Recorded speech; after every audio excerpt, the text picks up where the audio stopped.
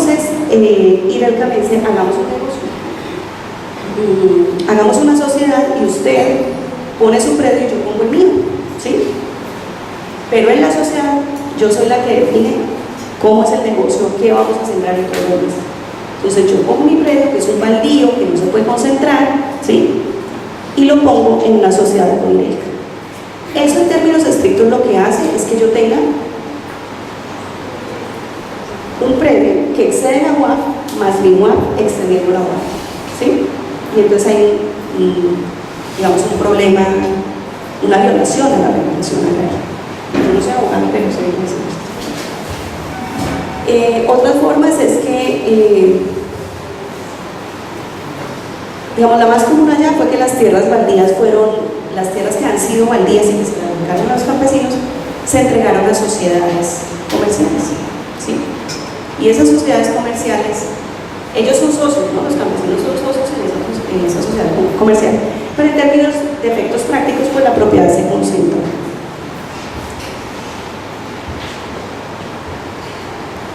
Este es un mapa de lo que es hoy Tibú. Entonces, y esto es de cara a los desafíos de la restitución de tierras. La parte que está en Zapote, creo que se llama, toda esta parte está en explotación petrolera. Lo verde es la palma, que ya hay más, ¿no? Lo morado son áreas en reserva de la Agencia Nacional de Hidrocarburos. Lo café es área en producción petrolera, ¿sí? Y lo otro es carbón. Esto azul, todo esto es carbón. Perdón, yo estaba allá atrás y prácticamente no escuchaba la madre de departamento. No, de Santander. Tibú, municipio de Tibú. Lo único que no tiene afectación en Tibú, digamos, yo lo llamo afectación, pero digamos que no tiene una intervención con estos renglones productivos, es este pedacito. Esa es la cabecera municipal. El resto del territorio pues está así: carbón, petróleo, palma y coca. Pues ahí no se ve pintada, pero también hay coca.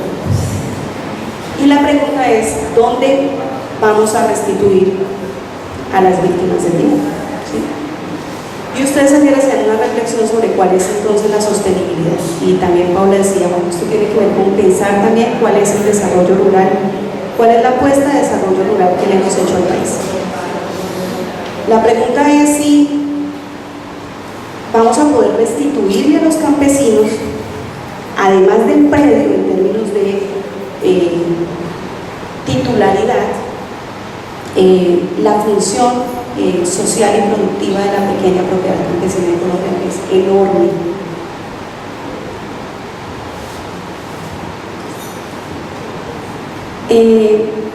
Hay, digamos, tres autores que nos ayudan a entender esto. Hay uno que explican este tipo de fenómenos. Uno se llama Delbert Heiberg y él dice que este tipo de cosas pueden entenderse como una acumulación por desposesión, ¿sí? Hay personas que hoy tienen grandes cantidades de tierra y lo lograron gracias a desposeer a la población rural, digamos a la población campesina, de pequeña y mediana propiedad. Y él dice que esas cosas no pasan sin el Estado. Es decir, el Estado tiene políticas que incentivan que eso pase. En el caso de Tibú, claramente el Estado, había dos regulaciones que impedían que se transfiriera la propiedad, pero no operaron, ¿sí? Eso se llama una falla de Estado, ¿sí? Por las razones que sea, porque hubo cooptación, por lo que sea, pero lo cierto es que la norma existía, había mecanismos para proteger la pequeña propiedad campesina, en este caso que había sido titulada, y hubo una falla de Estado. Eso no operó, y el mercado operó en esas zonas como si nada, ¿sí? Además un mercado bastante desbalanceado, porque ustedes decían ayer, pues en el marco del conflicto, después del conflicto, pues la tierra se vendía muy barata, bueno. Hay otra autora que se llama Saskia Sassen, que dice, miren, en este tipo de fenómenos ocurre que opera un mercado para transformar los territorios, ¿sí?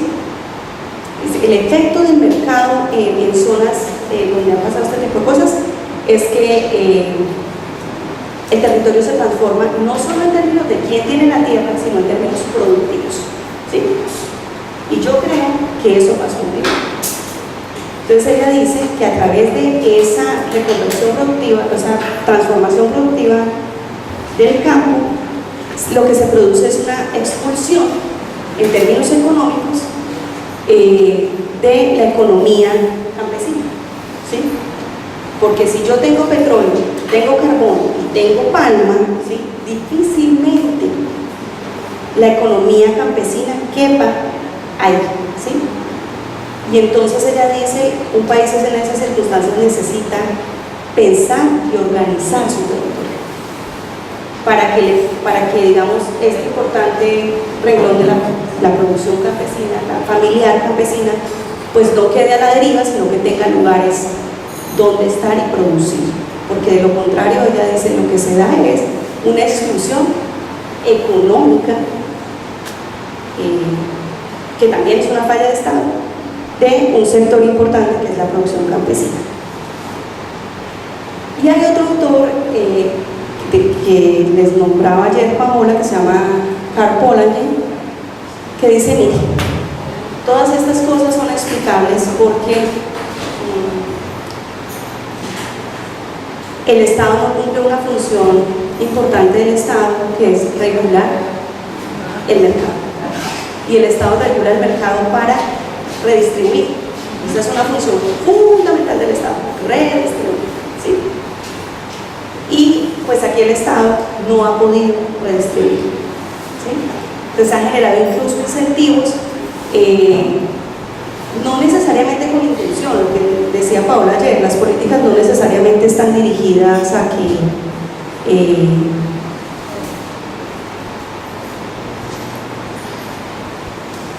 digamos, las políticas no tenían necesariamente la finalidad de producir un fenómeno masivo de concentración de la propiedad. Eso pasó también porque estaban los actores violentos, ¿verdad? Se concluyen una serie de factores que han hecho de este conflicto, como dicen Albert Berry y Francisco Gutiérrez, una tragedia humanitaria, una tragedia rural en dos ámbitos, humanitaria y económica.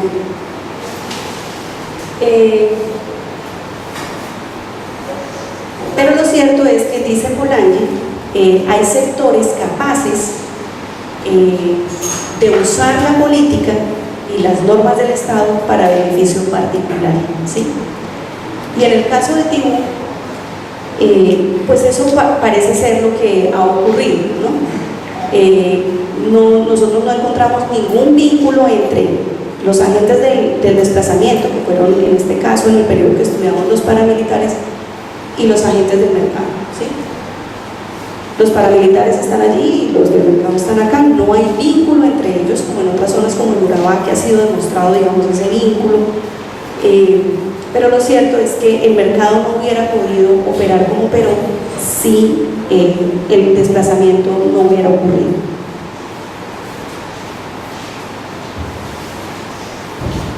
Pero usted dice que no han logrado el vínculo. Normalmente, donde quiera que hay agricultores, usted tiene que mirar eso muy determinadamente. Y hay una presunción de todo cuando usted encuentra que hay 10.000, 5.000 hectáreas de palma africana, como quiera que se le llame. ¿Por qué? Porque cuando se transforma el uso del suelo, donde antes se cultivaba llama, incluso la plata, damos un ejemplo por ahí, por María Lavara, que se puede ver cuando va para Cartagena o para allá con uno. Ahí hay una transformación del suelo. La 1448 trae una presunción, le dice al juez, mire eso bien, que aquí ya vamos con una presunción legal que hubo de todo, porque hubo una transformación a ultra escuela y muy rápida en relación con el suelo. Siempre que se vea una transformación necesariamente no por palma, puede ser por otra clase de cultivo, tenga Usted tiene que estar pendiente que tú hagas un descojo y hay una restricción legal de la Eso sí tiene normalmente una relación, porque esos transmisores no salen del cielo, no llegan del paracaídas, sino que hacen un trabajo anteriormente ayudado por quienes los paramilitares. Y después llegan ellos. Lo que usted decía, no hubo regulación. En las bolsas de valores, cuando la bolsa de valor cae, la super la puede intervenir y suspende la venta de la tierra por unos compromisos. Eso fue lo que debió hacer el Estado. Había un problema en el mercado de tierra, debió suspender todas las ventas de tierra ilegalmente hasta que los mercados se normalizaron. En los montes de Marina, aquí en Montería estuvieron ofreciendo hectáreas a 500.000 pesos, a 300.000 pesos, cuando todos sabían que el mercado de tierra eso en realidad valía más. Entonces ahí debió intervenir el Estado para esas cosas. Y el presidente de la República tiene funciones extraordinarias y la Constitución se lo dice para intervenir de todo eso. Así como intervino a Sabucó, así como interviene los bancos, así como interviene el mercado de tierra. De acuerdo. De hecho, una de las conclusiones es que para el caso del estudio este específico, porque yo les digo, es muy importante que ustedes, digamos, nosotros somos muy conscientes de que uno en este tema no puede hacer generalizaciones.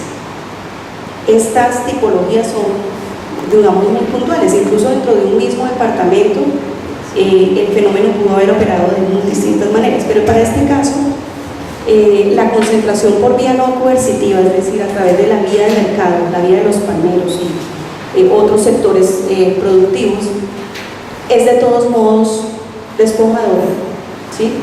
A la luz de la ley 1448, pero también a la luz de la ley 160, ¿sí?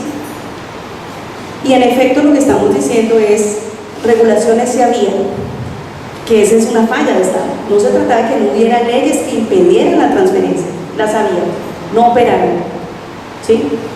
El mercado se surtió sin máquinas.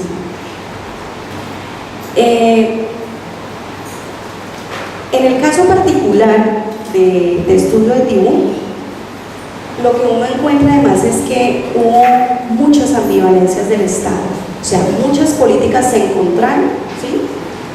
Y como ustedes decían ayer, no todas las políticas del Estado son coherentes, entonces el Estado dice una cosa por aquí, pero hace otra por allá. Entonces, por ejemplo, hizo una política distributiva de la propiedad, cogió sus baldíos y se los entregó a campesinos, ¿sí? Y adicionalmente dijo, los baldíos no se pueden concentrar, tienen una función de dotar de tierras al campesino y estableció regulaciones para que esas tierras se queden en manos de campesinos. Pero al mismo tiempo permitió que hubiera compraventa masiva de esas tierras que el mismo Estado le había entregado a los campesinos. O sea, el Estado sabía qué tierras se estaban vendiendo porque él las entregó. Creó incentivos de inversión, porque la palma llegó a Tibú como un cultivo de sustitución de cultivos ilícitos, ¿sí? Y entonces generó importantes incentivos desde la política del Estado, tanto de sustitución de cultivos ilícitos como de desarrollo rural. Y no quiero decir con esto que la palma sea mala, ¿sí? O sea, lo que estoy diciendo es que en este caso particular la palma entró de la mano con el Estado y se produjeron transformaciones importantes en términos de conversión de tierras que se dedicaron a la producción de alimentos a extensivos, y no voy a proyectos ¿cómo se dice? Extensivos, ¿sí? Pero mi intención no es, digamos, en este momento, más porque no tengo cómo sustentarlo en términos académicos, emitir un juicio de valor frente a eso, frente a si la palma es buena o no. Pero ya les digo, en términos económicos, pues no es bueno. El mercado de tierras termina siendo autorregulado, es decir, el Estado deja de intervenir en el mercado de tierras y son los agentes privados quienes terminan definiendo a cuánto vale la tierra y cómo la compra.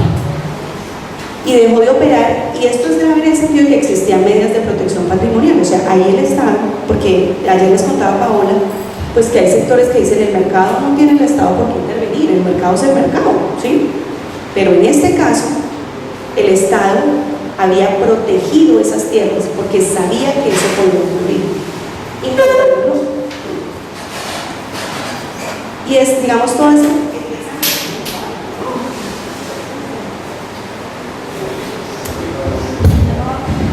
esa mezcla de políticas del Estado pues genera finalmente inseguridad jurídica sobre la propiedad.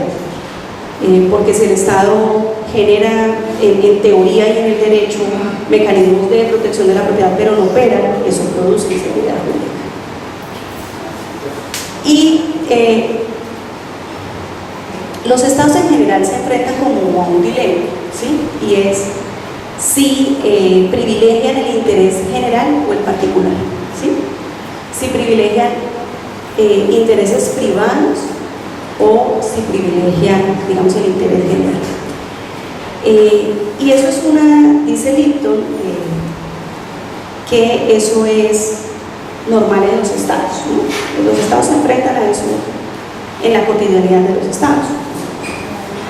Pero existen momentos, según este teórico, en los que los estados estarían obligados, ¿sí?, a tomar alternativas de redistribución, ¿sí? Es decir, de que prevalezca el interés general sobre el interés particular. Y ese tipo de situaciones, dice ese autor, el Estado está obligado a tomarlas cuando la acumulación de la tierra se ha dado por fraude o violencia. ¿Ustedes creen que eso pasó acá? 100%. Cuando hay violaciones masivas de derechos humanos en esos fenómenos de apropiación de tierras. Cuando hay un aumento dramático de la desigualdad. Colombia tiene uno de los Ginis más altos. Entonces, él dice que en ese tipo de circunstancias los estados están obligados a hacer políticas de redistribución de activos rurales. La ley de víctimas y restitución de tierras no tiene como finalidad hacer redistribución de los activos rurales en Colombia, pero sí tiene una función muy importante para reversar la acumulación que se dio por vía de despojo, y eso ya le da un carácter de redistribución, ¿sí? Pero adicionalmente, a través de esa ley, ciertamente muchos campesinos han logrado acceder a procesos de formalización de su tierra, ¿sí? La reflexión que hacemos es que para que eso sea sostenible necesitamos pensar en la política de desarrollo, porque como esa no es la función de la ley de restitución de tierras, su función no es redistribuir la propiedad rural, pues está todo el tema, ya vieron el panorama de Tibu, que es un ejemplo de cómo darle sostenibilidad a los procesos de restitución en territorios que han sido tan dramáticamente transformados.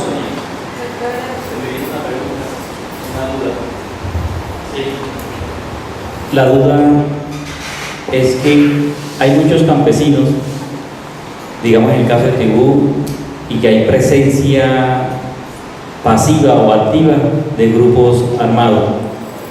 Esos campesinos no quieren la tierra ahí porque saben de que el día de mañana van a tener que otra vez ser despojados o vendérsela a esas personas que están ahí latentes esperando los 2 años.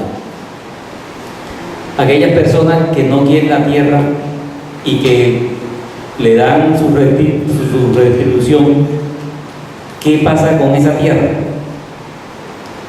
¿En manos de quién queda? Queda el Estado, pero al momento de quedar en manos del Estado, esas tierras las tienen en poder grandes latifundios que no la van a soltar, ¿sí? Es el caso, digamos, Valencia. Hoy en día, el doctor acá lo mencionó, compraron miles de hectáreas que habían sido despojadas y todo eso, y hoy esas tierras las van a utilizar para otro fin. Los campesinos no la quieren,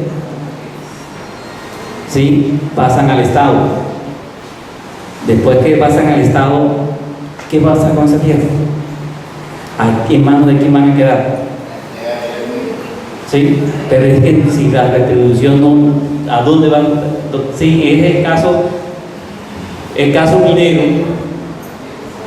Hay títulos, yo puedo tener mi propiedad, pero si yo denuncio una mina, yo tengo el suelo, no el subsuelo. Y llegan los mineros y empiezan a explotar mi tierra, y al momento de explotar mi tierra, sí, es del Estado, es más, es de la persona que denuncia la mina, y el Estado permite eso.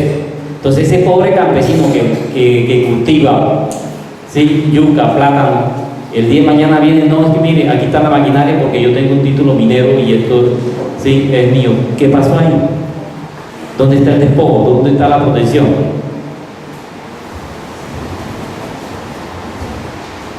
De acuerdo, vamos, aquí ya lo vimos atrás, hay políticas del Estado que se encuentran y unas tienen más peso que otras.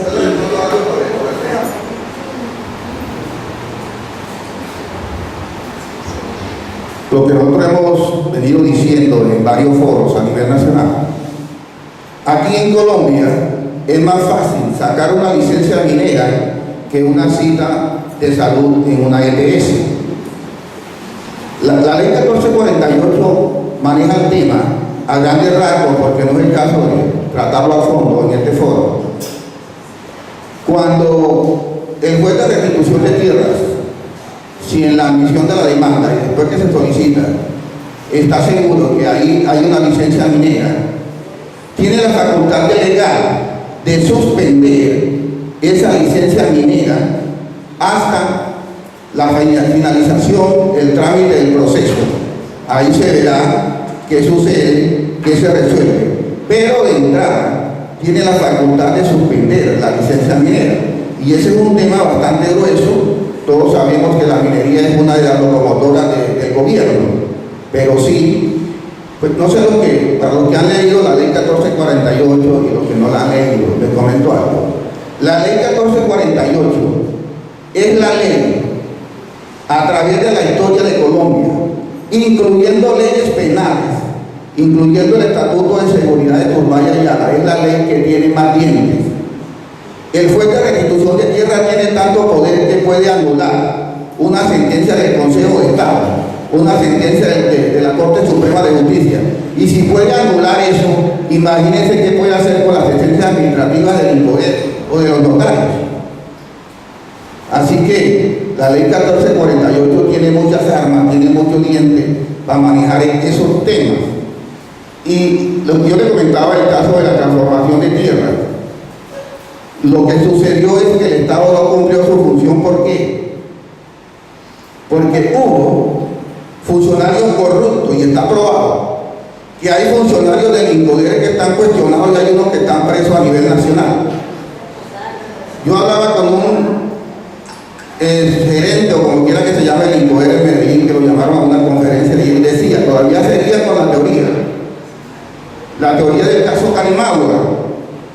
No, a las personas que tienen dinero, a esos empresarios agrícolas hay que concederle terrenos para que ellos busquen empleados, mano de obra, y el campesino se conviertan en asalariados.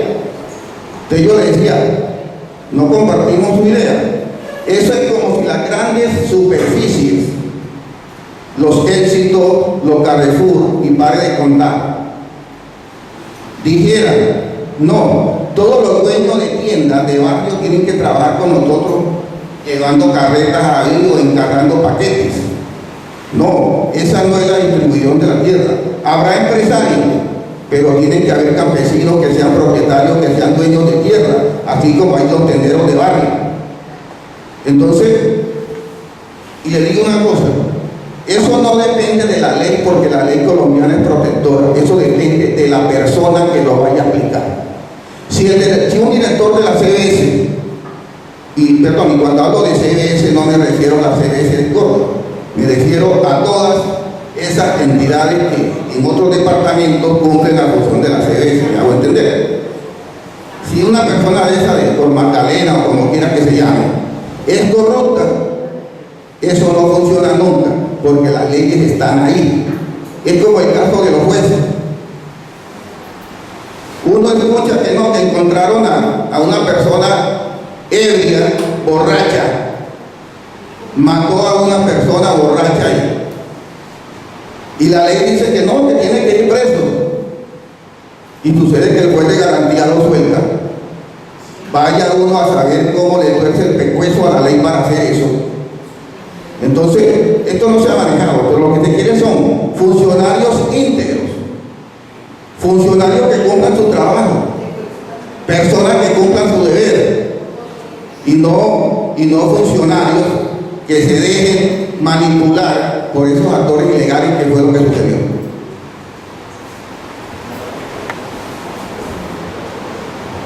Sonia. No, pero yo creo que hablo bien. No, para mí será importante como la reflexión final que nos hacías cuando hablábamos de que de todo el ejercicio se identificaba que existió una falla del Estado, y realmente la ley de víctimas nace por ese reconocimiento del Estado de entender una falla en el servicio y que existe un nexo causal entre el daño y la gran responsabilidad que tuvo el Estado. Con la ley de víctimas no lo asume el Estado, no directamente contra qué entidad, sino que lo asume directamente y trae esta ley para que podamos empezar a hacer esa acción reparadora. Y es el gran reto que tenemos todas en este momento, todo el sistema, y es que lograr que efectivamente esa reparación por vía administrativa, así como dice el juez, que tiene unos grandes dientes, una ley que tiene unas grandes habilidades, podamos lograr que se pueda llegar realmente a reparar todo ese gran daño que vimos que se hizo y que fue una omisión por parte de diferentes entidades que estuvieron y permitieron que se dieran todos estos fenómenos. Pero realmente del ejercicio se puede reflexionar que la ley de víctimas tiene una gran responsabilidad, y es que logremos en esa medida reparadora del Estado tratar de llegar a satisfacer como esos derechos que se le violaron a la gente en sus tierras, en la producción, el uso que se le daba a sus costumbres. Entonces realmente quería como traer a colación eso que tú dijiste al final, que para mí sí era importante, sobre todo todos los que estamos acá estamos de una forma trabajando en esta implementación de la ley de víctimas. Miren, el próximo 22 de este mes hay un foro en Bogotá con los integrantes de la Comisión de Seguimiento de la Ley 1448, las universidades, 100 representantes de víctimas y todo lo que tenga que ver con la restitución de tierra. ¿Cuál es el objetivo? Hacer unos replanteamientos respecto a cómo va a seguir siendo la proyección de la ley respecto a la restitución. Si hay que reformar algunas cosas, pues les tocará hacer. Porque ayer yo decía, de pronto no es culpa de la unidad de restitución de tierra, no por defenderlo, porque yo sí tengo que decirle la verdad, se la digo. Pero hay falencias en la ley, y eso se va a tratar es precisamente de llenar esos vacíos que tiene la ley en ese foro que va a haber el próximo 22. A mí me gustaría que dice que hay falencia de la ley, y a todos nosotros nos interesa saber la falencia, porque está en un proyecto de ley precisamente para reformarlo. Ustedes sientan la madre diciendo la falencia de la ley para allá. Una ley van a delimitar lo de la cuestión de las actuaciones de los jueces, y van a tratar de que los fallos se den directamente por unos jueces encargados de eso, no por unos jueces ordinarios. Yo no manejo mucho lo de la ley porque yo no soy abogado. A veces manejo algunos temas que tienen que ver con ley, que nos toca dentro de nuestro proceso verlo. En consecuencia, lo que están diciendo es que las fallas han existido desde la demora de los fallos respecto a la restitución de tierra. Allí están las falencias y eso es lo que van a tratar de corregir. Es sano, es muy sano que Colombia haga reflexiones sobre la normatividad que aplica. La ley de restitución, digamos, ya ha tenido un tiempo de aplicarse, ¿no? Y hay lecciones, y es sano hablar de ellas, ¿sí? Digamos, ese tipo de reparos pueden tener mayor o menor fundamento, pero es muy sano revisar, y si hay que ajustarla, ajustarla. Porque antes de darle la palabra a la señora ya, lo que quiero señalarles es que en el observatorio solemos decir que la ley de restitución de tierras fue el segundo tiempo para Colombia, ¿sí? El tiempo anterior fue en el que se trató de hacer reforma y no se pudo y fracasó. El segundo es la ley de víctimas y restitución de tierras, que no tiene la función de redistribuir la propiedad en Colombia, pero que sí tiene una función redistributiva respecto de lo que se concentró por vía de coerción y fraude en el marco del conflicto armado. Y ese segundo, y tenemos un tercer tiempo, ¿sí? Implementar la ley no es fácil, así que hay que hablar de eso porque este es un tema muy importante para el país. Voy a pasar por allí. Sí, esta inquietud que estoy creyendo que me ha incomodado. Si hay una ficha de 1.700 hectáreas de tierra que impone la entrega a un usuario, ejemplo, de 30 a 33 hectáreas a todo ese grupo, pero cuando eso fue en el 93 y ya en el 96 se presenta la del desplazamiento, ya grupos armados. Pero resulta que en esas 1.700 hectáreas de tierra hay unas 700 o 500 hectáreas perdidas porque son bajos, dice el informe. En el 93, todos los campesinos recibirán las tierras, 30 hectáreas de tierra, pero las 500 hectáreas de tierra perdidas, que es un bajo, quedan para la época de la sequía.